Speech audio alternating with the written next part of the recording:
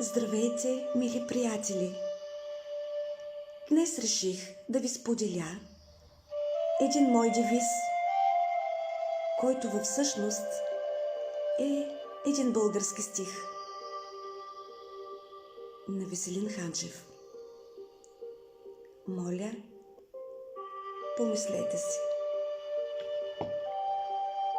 За да останеш, за да си потребен, за да ти има и след теб дори, ти всяка вещ и образ покрай тебе открий отново и пресътвори.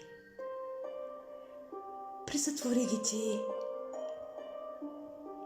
като лозата затворила пространствата в зърна, като дървото в плод, като пчелата създала мед от пръст и светлина, като жената стенища, в която по-траен образ дири любовта, като земята, връщаща богато и облаци, и птици, и листа.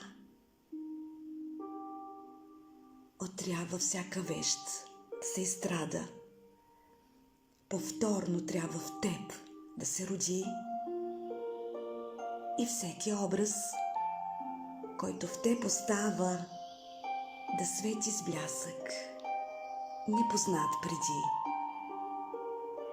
И мислите да правят в тебе рани, мъчително и дълго да тежат.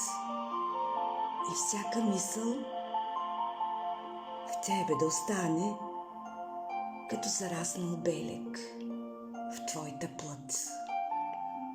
Как иначе това, което вземаш, стократно оплодено ще дадеш в горещи багри, в щик или в поема, в космичен полет и чугунна пещ.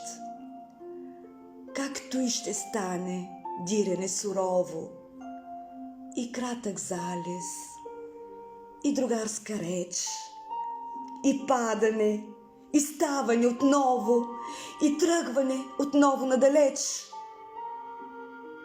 и ласка по косата, и засада, и хоризонти с мамещи звезди. Трябва всяка вещ да се изстрада. Повторно трябва в теб да се роди. И всеки образ, който в теб остава, да свети с блясък, непознат преди.